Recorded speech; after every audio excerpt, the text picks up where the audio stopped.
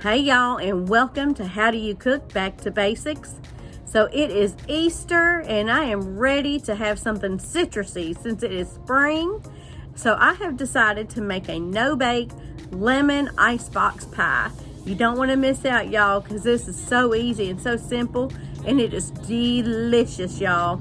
So stick around if you don't want to miss out. Okay, y'all, so first thing you're gonna need is an 8-ounce package of cream cheese. You'll put that in your bowl. And now you're gonna need 1 can of Eagles brand sweetened condensed milk. 1 full can. So you're gonna pour that in there.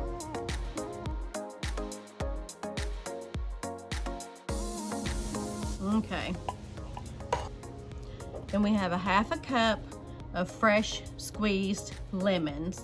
So we're gonna put the lemon juice in here also. And now what we wanna do is get some of the outside of this lemon inside of there.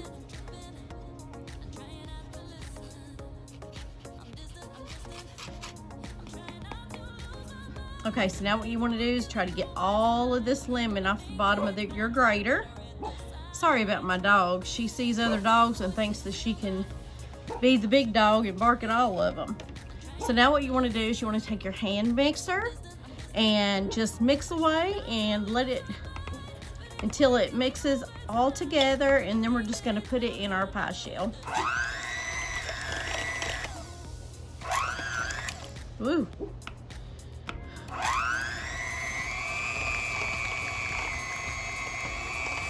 Now you'll want to start it on low and possibly leave it on low for the duration of mixing.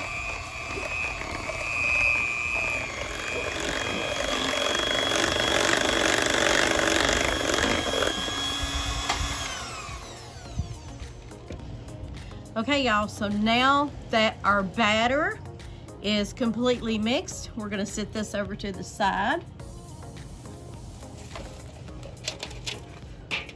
And I have a pre-made graham cracker pie shell right here. And we're just gonna pour that in there as evenly as we can.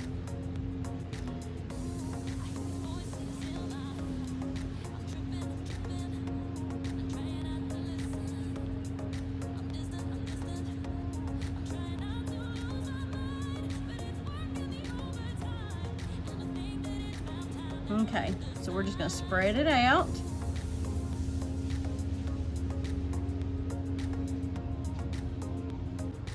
Now the reason why it looks clumpy is because of the lemon rind that we put in our pie.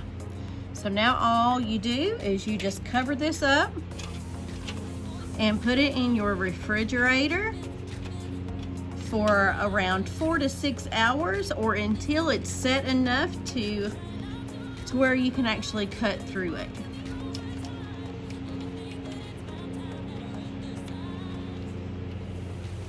Okay, y'all, so our no-bake lemon icebox pie has been in the refrigerator overnight. I decided to leave it in there overnight because I just think it would set up a little bit better, but you can serve it up whenever you are ready. Okay, so now what we're gonna do is we are gonna garnish the top of our pie here. So I have some extra creamy Ready Whip, and I'm just gonna make 1 big dollop in the middle there. And I'm gonna grab a sliced lemon. I'm gonna grab a sliced lemon here, and I'm just gonna put that right there in the middle, just like that. See if you can see that. Just like that. Okay, so now what I'm gonna do is I'm gonna put some little dollops on each pie slice.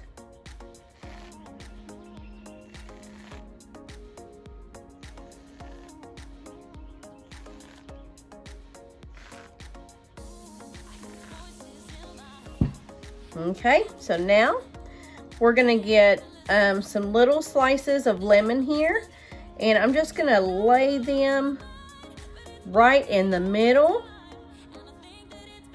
of that dollop of whipped cream there.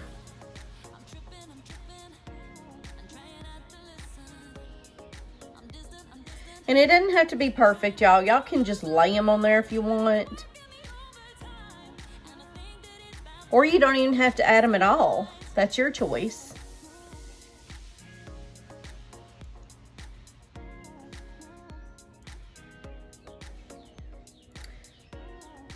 There.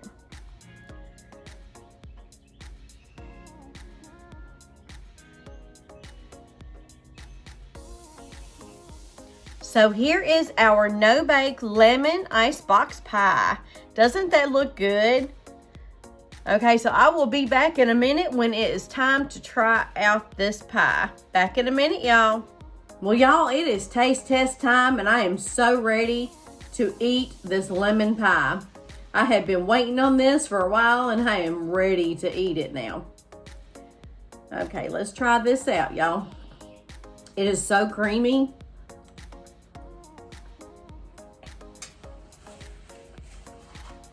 Mmm.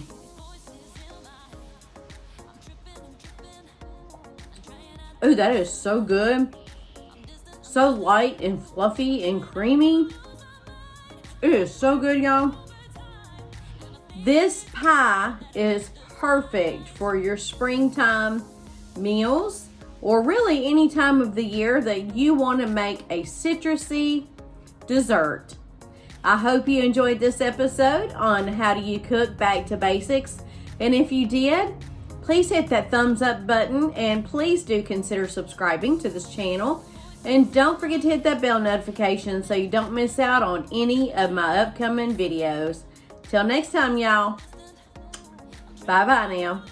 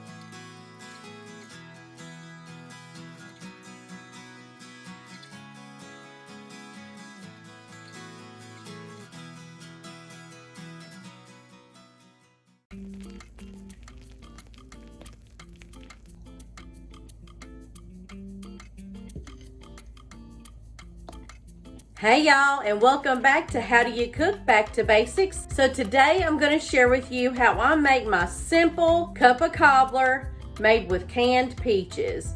You don't want to miss out, y'all, because this is super easy. Okay, so first off, I want to show you all the ingredients that I am going to be using in my peach cobbler. So first thing, I have 1 stick of melted butter here. I have 1 cup of granulated sugar, 1 cup of self-rising flour, I have 1 cup of evaporated milk, and I have 3 cans of peaches with juice. You can get it with heavy juice if you want, but just make sure that you have juice in your peaches. So the first thing we're going to do is we're going to put in our butter in this pan, and we're going to just move that around just like that. Now I'm going to set this to the side, and I'm going to bring my mixing bowl over and show you what I do then. So before we start adding our ingredients to our casserole dish, I wanted to go ahead and add our ingredients to our mixing bowl and show you what that looks like before we add that. So I'm going to go ahead and add my 1 cup of self-rising flour, my 1 cup of granulated sugar, put that in there, make sure to get it all out of there, and my 1 cup of evaporated milk. So I may go ahead and add a little bit of ground cinnamon to this. You don't need to do this, but I'm just going to do it just to give it a little pop of flavor. So that was about a ½ teaspoon of ground cinnamon right there. And we'll just mix all that up really well.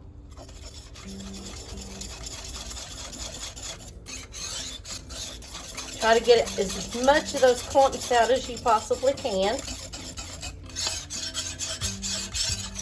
And you can add more ground cinnamon if you want, or you don't have to add it at all. That's your choice.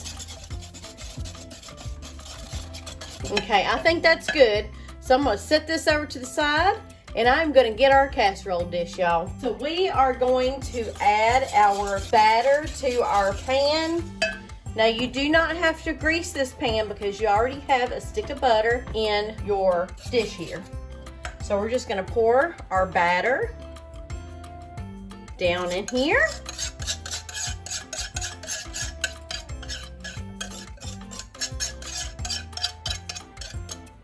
Just get as much out as you possibly can.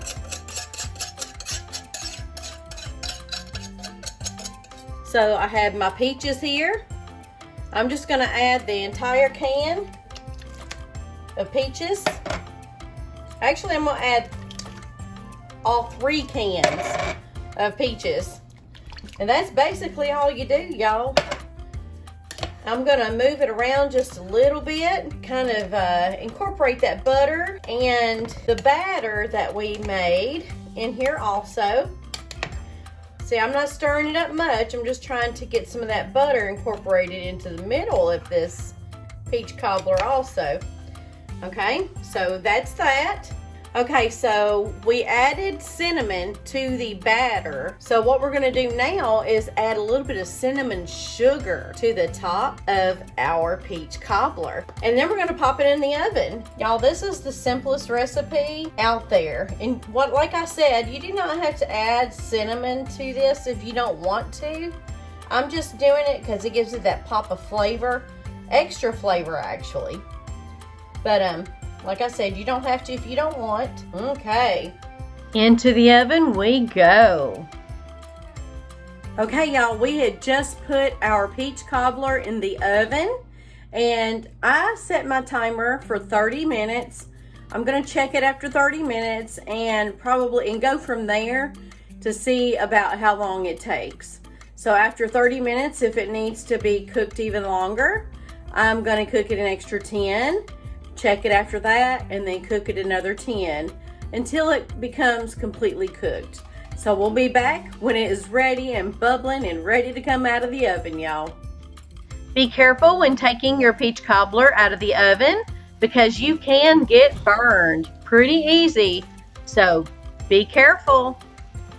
Well, y'all, our peach cobbler is ready, and it took an hour and 10 minutes in my oven at 350 degrees, and this is what it looks like. Doesn't that look good? Oh my goodness. I cannot wait to try this. It's still really hot, so it might take me just a minute.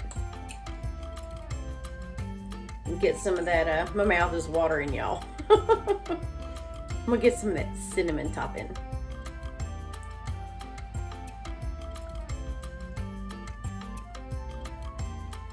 Mmm.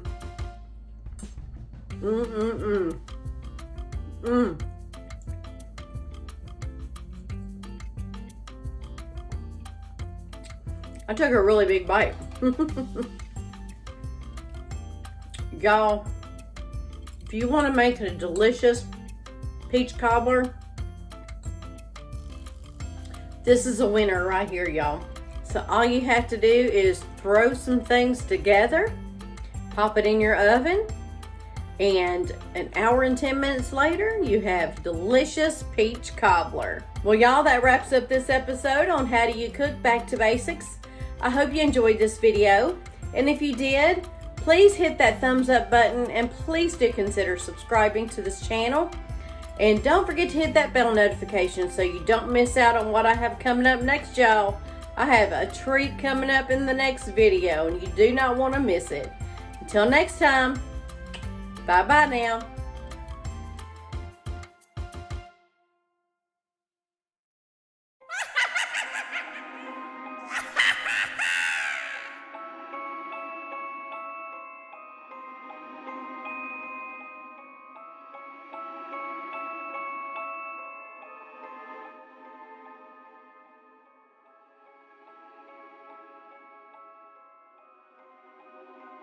Hello and welcome to How Do You Cook Back to Basics.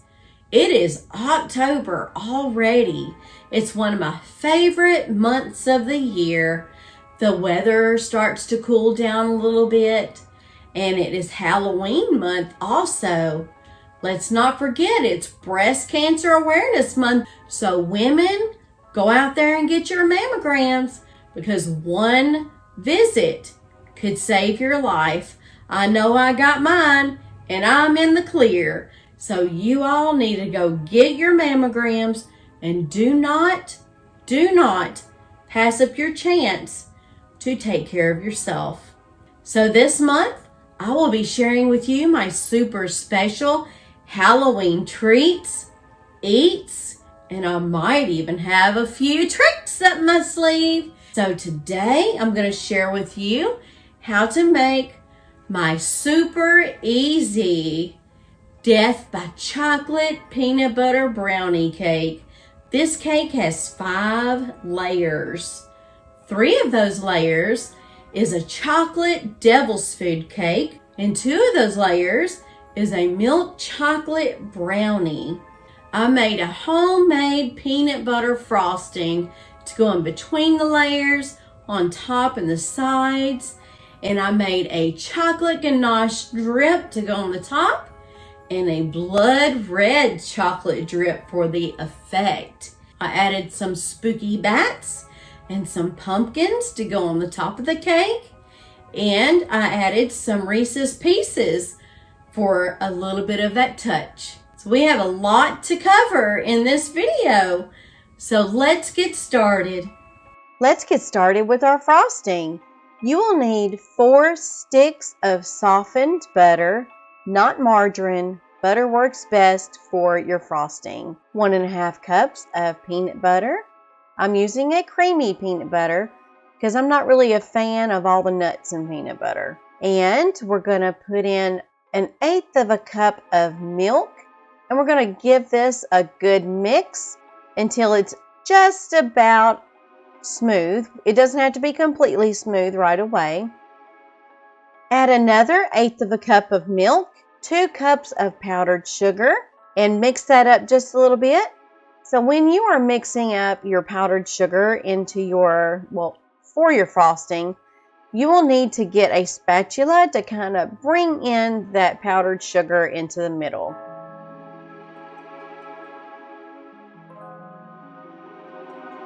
We're adding another 1/8 of a cup of milk, 2 more cups of powdered sugar. Give that a good mix.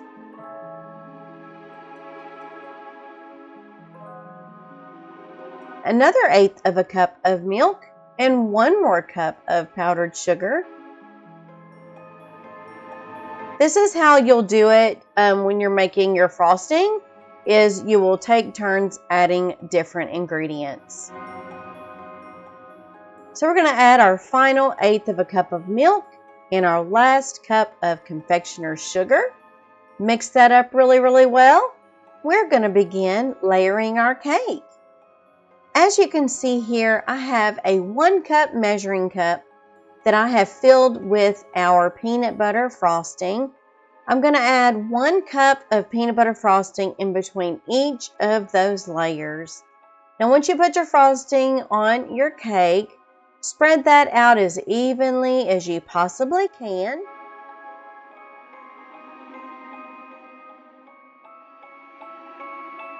Now we're going to add our brownie to the top of this cake layer. And we're going to go ahead and frost our cake layer by layer.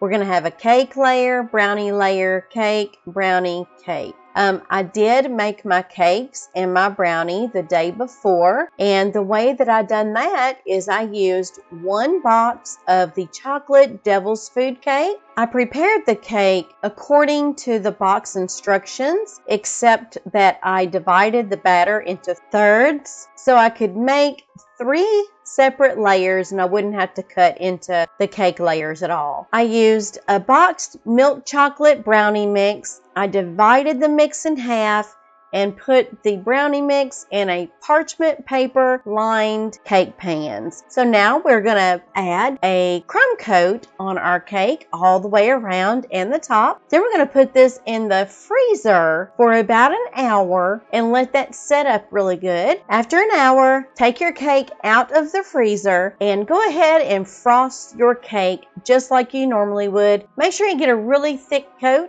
on the top and the sides. And now we're going to use our tool here to make a really cool design on the sides of the cake. Now we're going to put this in the freezer and let it sit for about another hour, and then we're going to get our drips ready. For our red chocolate drip, we're putting in 3/4 of a cup of white chocolate chips and 1/4 cups of milk chocolate chips. Place that in the microwave for about 30 seconds to a minute. Give that a really good stir. Then we're adding 1/4 cup of heavy whipping cream that has already been heated up in the microwave. Give this a stir until it's good and smooth. And now we're adding our red gel food coloring. You can add as much food coloring as you like to reach that deep blood red coloring.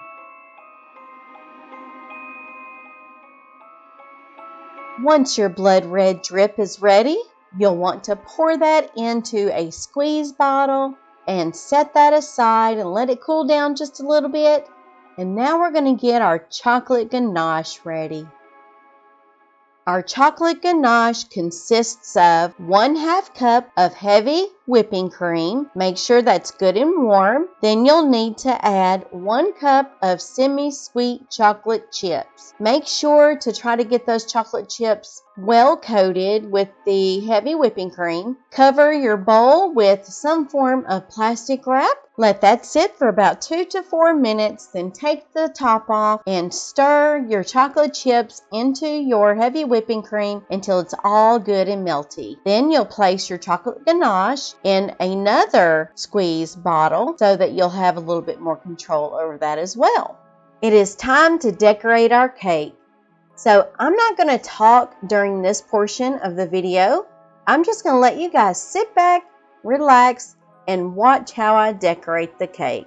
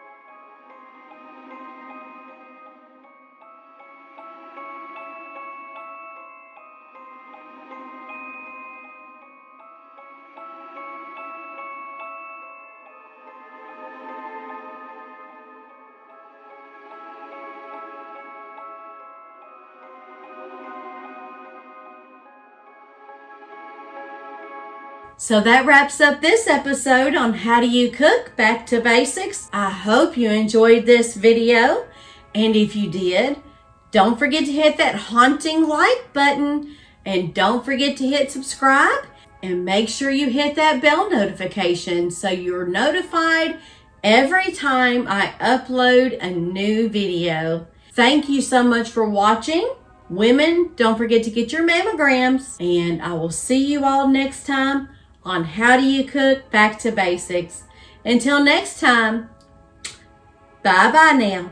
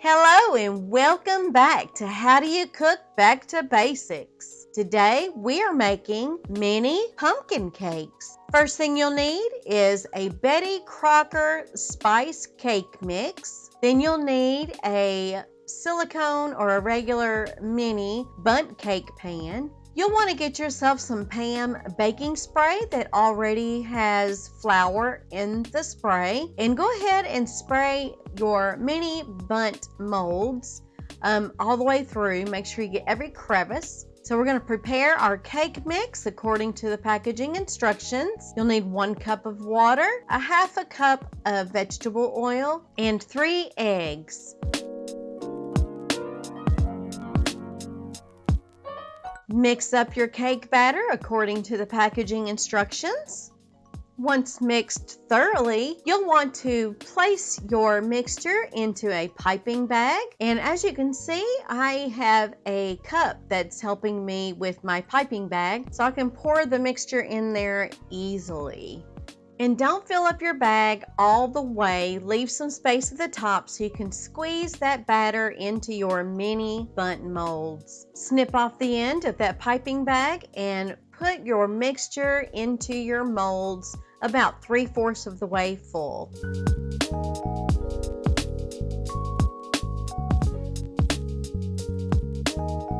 Give your pan a little bit of a shake to get some of that air out of your mixture, and bake these in a 350-degree oven about 12 to 17 minutes, or until a toothpick entered into the center of one of your cakes comes out clean. Now these are ready to pop out, and I just flip this pan over, and boy, you can see how hot these are.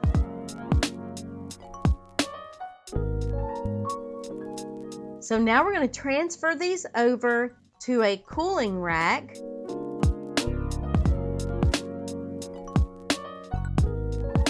And once these have completed cooling all the way, you're going to find the bottom of your bundt cake and trim off the bottom part to where you can make the cake as even as possible.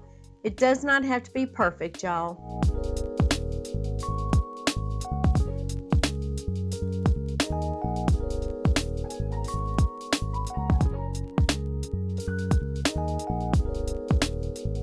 So today we're going to be using Betty Crocker's Rich and Creamy Cream Cheese Frosting. I will be mixing up some orange food coloring with one of the cans so I can make some orange pumpkins, and I'm going to use one of the cans, just the plain cream cheese frosting, for our white pumpkins. And you can add as much or as little of your orange food coloring to your frosting to your desired color. I like mine to be a little bit on the deeper orange side, so I just kept adding food coloring until I got to that perfect orange color. We're going to start on one of our white pumpkins, and as you can see, I put our frosting in a piping bag, and you'll want to put some frosting all over the top, you know, where the top that you cut to even it. Fill up that, and then put another one of your cakes with the flat side down to make layers. And now we're going to put frosting all around our cake.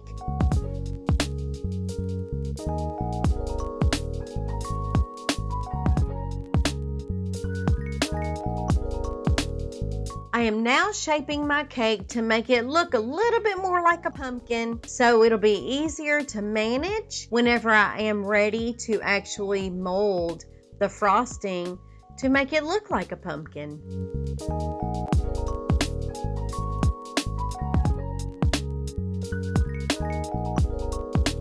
So now we are starting on the orange pumpkin. Now I'm just going to sit here and let you guys watch as I prepare this cake.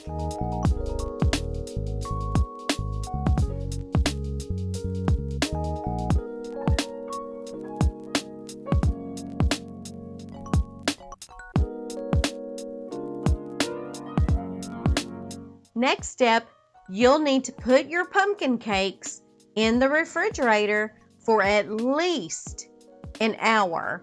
I left mine in the refrigerator overnight so we could ensure that the frosting was nice and firm, enough for me to be able to handle and shape the way I wanted it. So right here I have a little bowl of water, and I'm putting a little bit of water on my finger, and I'm going around the cake and making some little grooves. These are going to mimic the little grooves on a real pumpkin, and then once you do that, we're just going to shape it up real good to make it look like a pumpkin, y'all.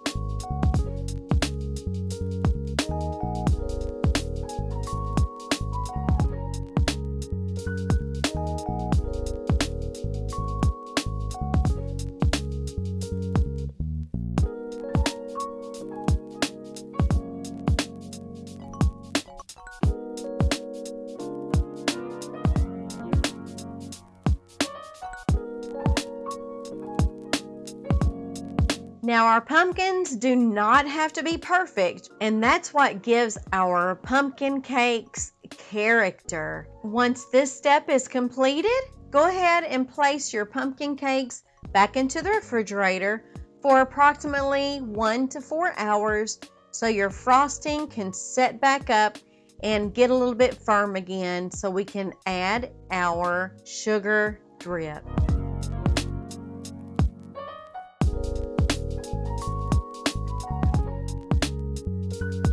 Now to start on our drip, you'll need 1 cup of confectioner's sugar, 1 tablespoon of milk. Give that a really good stir. And I don't think we have enough milk, so we're going to add another tablespoon of milk and stir that up really well. Place half of your sugar drip into another bowl and add only 2 drops of food coloring to your drip, so you can put the orange drip on your white cakes and the white drip onto your orange cakes.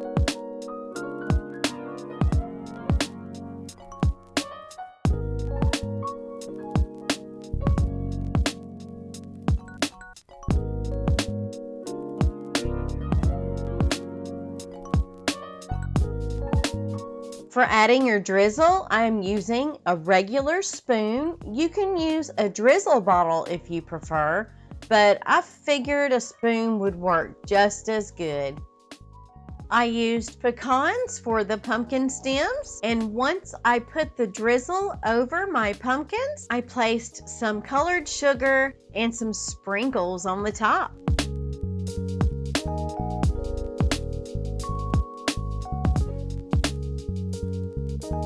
So I hope you all enjoyed this episode on How Do You Cook Back to Basics. And if you did, please hit that like button and please do consider subscribing if you haven't already done so. Until next time, bye-bye now.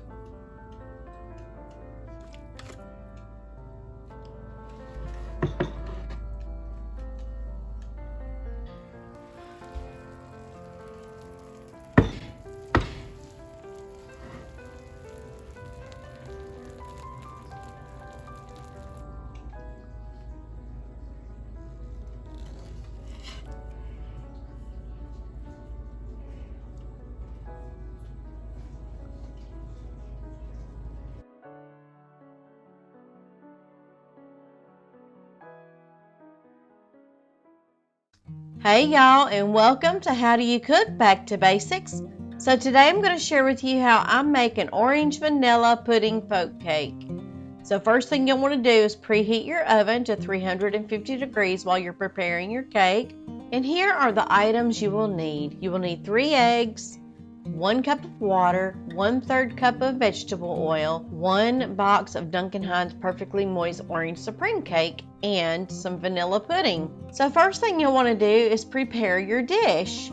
So I have some all vegetable shortening, and I'm going to spread that around my 13 by 9 dish evenly on the bottoms and the sides of my dish. Now we're going to add some flour to our dish. You want to make sure you have an even light coating on the bottom and the sides of your dish. So this is what your dish will look like once it's prepared. So now we are going to prepare our cake. So first thing you'll do is pour the contents of your cake mix in a bowl. Make sure you get all that goodness out of there. Now we're going to add our 1 cup of water, our 1/3 cup of vegetable oil, and our 3 eggs. So now it's time to blend your batter. You'll want to start off on low for the first 30 seconds and then increase your speed to a medium speed for 2 minutes. So now we're going to pour our batter into our prepared baking dish here. Now make sure that you spread out your batter evenly throughout your baking dish. And we're going to put this in a 350 degree oven for approximately 24 to 29 minutes. It took 24 minutes in my oven. So now we're going to check to see if our cake is ready. We're going to insert a toothpick in the middle. If our toothpick comes out clean, we are ready. Our cake is completely done. So now we want to go ahead and poke our holes in our cake. I'm using this tool that I've always had. It's, I think, a knife sharpener. So I'm just poking some holes in my cake, big enough so that the pudding can actually go down and seep down into these holes.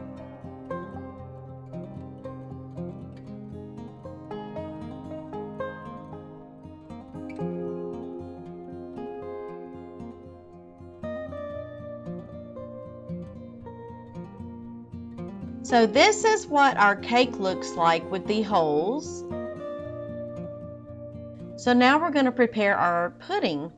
So you'll want to empty out the contents of that pudding mix, add your 3 cups of super cold milk, and mix up until it starts to congeal a little bit, but not too much because you want it to be able to pour down and seep down into those holes.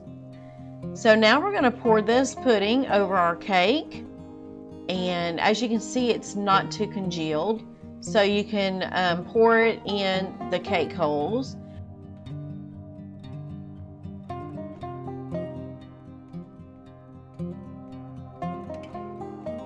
And now we're going to distribute this pudding evenly over the top. So once you have evenly distributed the pudding, you'll want to put this cake in the refrigerator for about 1 to 2 hours or possibly overnight before serving. I hope you enjoy, y'all. Till next time, bye-bye now. Now on to our pumpkin maple pecan cupcakes. This one is my favorite out of all 4 of these. You'll start off by adding 1 box of spiced cake mix to a bowl, 1 can of 100% pure pumpkin puree, 2 eggs, and 1/3 cup of vegetable oil.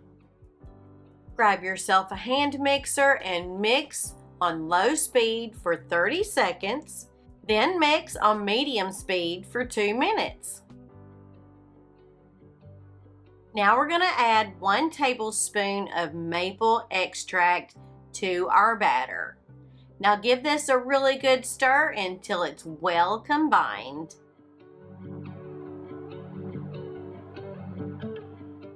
Now we're going to fill up these adorable fall cupcake liners. We're going to do this just like we did our apple pumpkin cupcakes.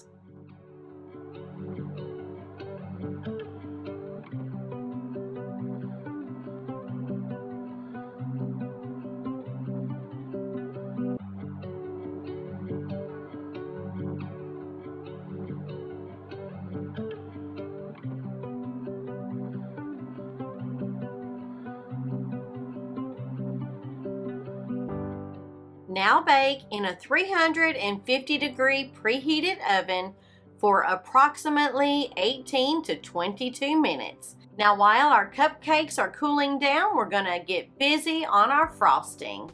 I have 4 sticks of softened butter here. Mix that up until it's nice and fluffy. Now we're going to add our powdered sugar. You'll want to add 1 cup at a time. Once you add that sugar, give that a good mix on low speed until it's just combined. You're going to continue doing this until you reach your 4-cup mark.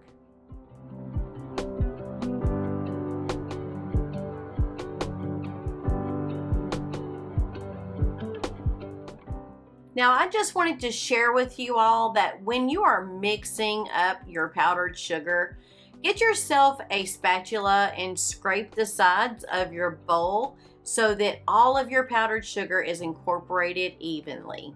Now we're adding 1 teaspoon of maple extract. Mix that up until it's well combined. For decorating, I am using a piping bag and a medium-sized star tip. Once you have completed frosting all of your cupcakes, go ahead and grab yourself some pecans and place those on the very top. Now you will finish this off with some delicious maple syrup. Drizzle that on the top and oh my gosh, you are going to be in heaven.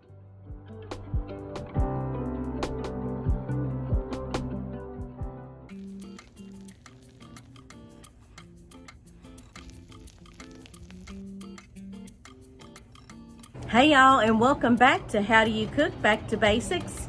So today I'm going to share with you how to make blueberry cobbler made with 2 types of blueberries.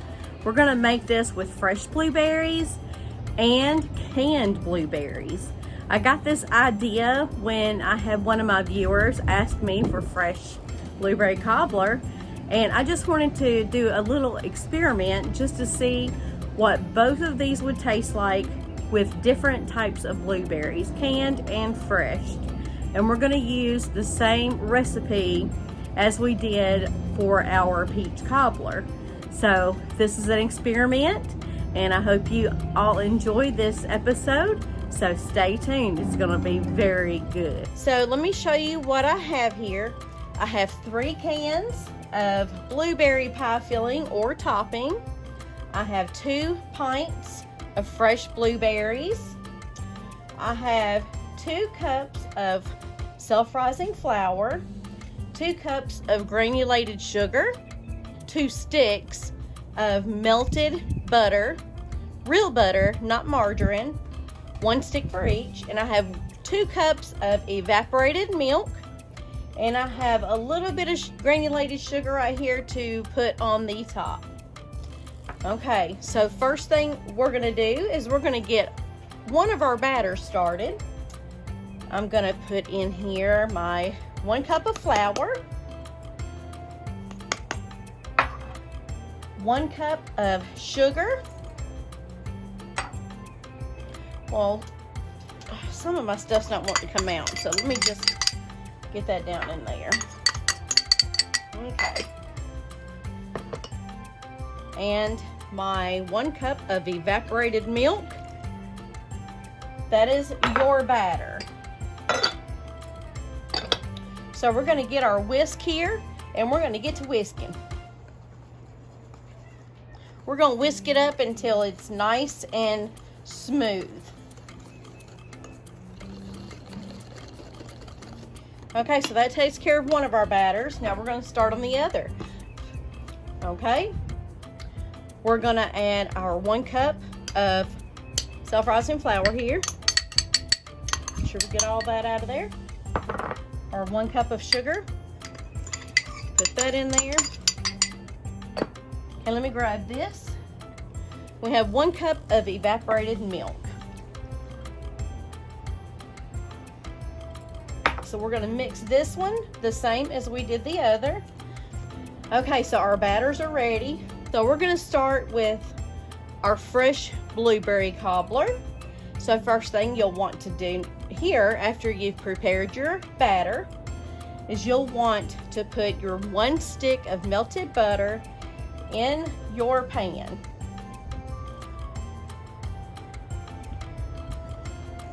Try to get all that butter out of there. Okay. And move that around a little bit. Just a little. All right, so we have that. Now what we're gonna do is we're going to pour in our batter.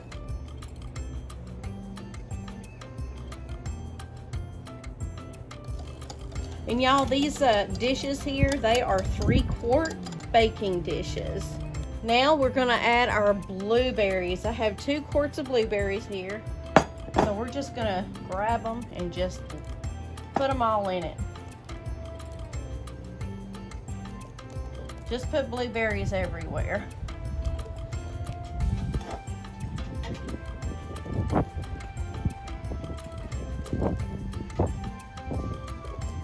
It's not blueberry cobbler without a lot of blueberries. So now what I'm gonna do is I'm just gonna move it around a little bit. Just kind of incorporate all of the batter and the butter and all that together.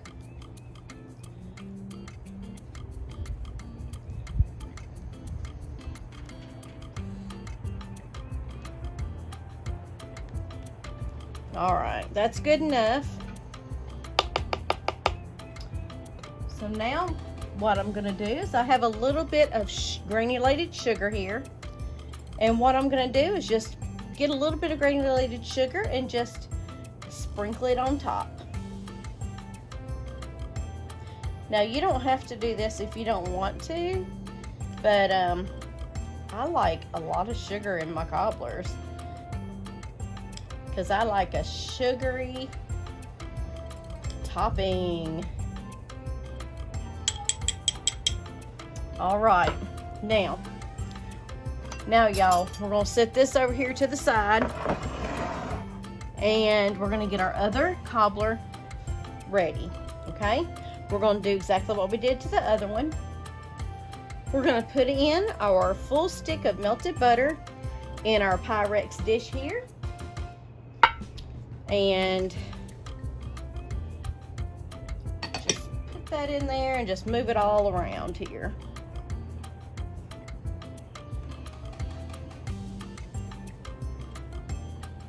Y'all, I can't wait to eat these cobblers. Okay, now what you're gonna do is pour your batter down in here also. Some people choose to put their fruit in first and put their batter and then their butter on top. But, you know, it's everyone's preference on how they want to make their cobblers. There's no wrong way on how you like to make your cobbler. All right, so I'm gonna grab my cans of blueberry here and I'm just gonna pour these down in there. Just put some big dollops.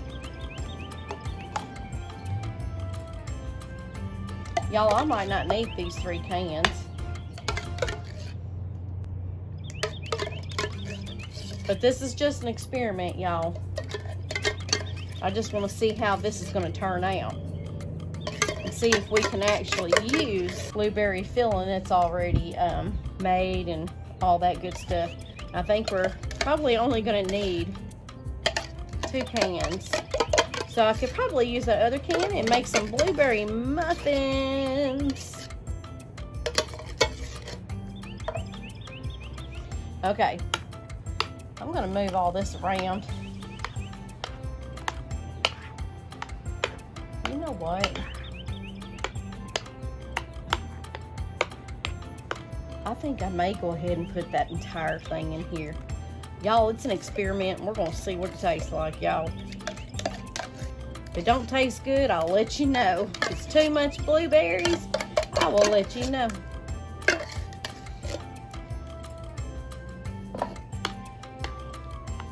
But nobody ever learned how to cook if they never experimented, you know? Get some of that batter in there, y'all. Get some of that in the middle.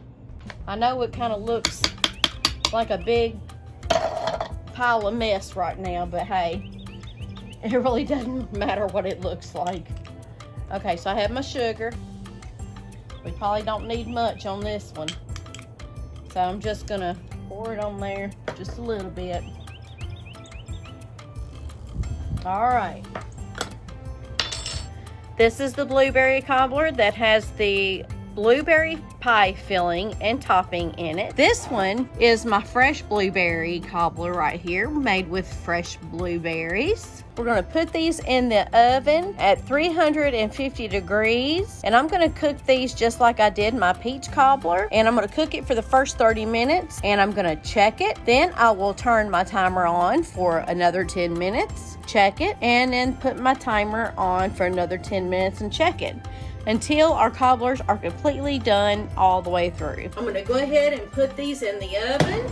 I'm gonna put these on the same rack as each other, but just side by side, and we'll come back whenever they're ready, y'all. Well, y'all, our blueberry cobblers are out of the oven, and they're ready for the taste test. Which one will be better? This one right here is the one with the canned blueberries. This one right here is the one with the fresh blueberries.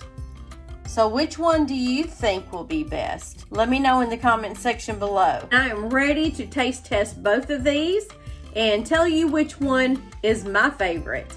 So this one right here is the blueberry cobbler made with fresh blueberries. And this cobbler right here is the one made with canned blueberry pie filling. So we're gonna see what both of these taste like, and I will tell you which one is my favorite. Okay, so I'm gonna taste test the fresh one first. I'm gonna get some of that yummy sugary topping there. Okay. Mmm. Mmm.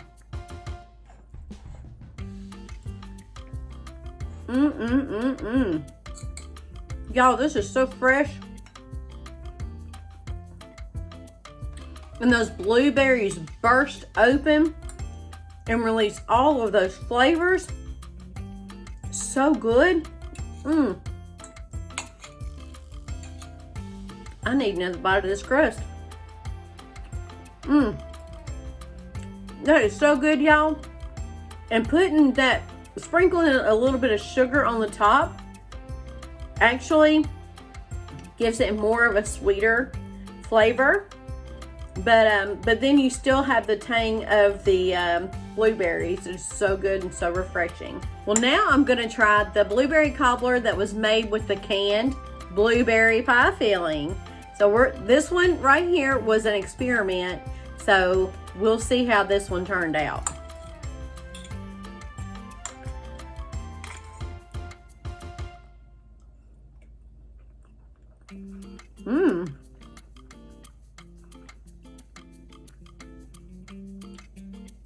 That's pretty good too. But I will tell you, this one right here is definitely more sugary. It's not as fresh, but it's still good. I'm gonna eat it whether but anyway, I think it's good. Well, y'all, here is my opinion on both of these blueberry cobblers. The one that is made with canned blueberry pie filling, it's really good. I think you could get away with 2 cans instead of the 3. It's more sweet than the fresh blueberry cobbler, but it's still good, y'all. Now for the fresh blueberry cobbler. This one is more tart. That's why I think I put a little bit extra sugar on top just to even out the balance of the tart and the sweet. If you are more of a fresh blueberry cobbler eater, this is the best blueberry cobbler that you can make. That's super easy, super simple, just like the peach cobbler I made with the cup of this and the cup of that. You can't go wrong. Which one do you think you're leaning more towards? I think I like the fresh one better because it gives it that flavor of springtime. Well, y'all, that wraps up this episode on How Do You Cook Back to Basics. I hope you enjoyed this episode, and if you did, please hit that thumbs up button and please do consider subscribing to this channel. And don't forget to hit that bell notification so you don't miss out on any of my upcoming videos. Till next time, bye-bye, y'all.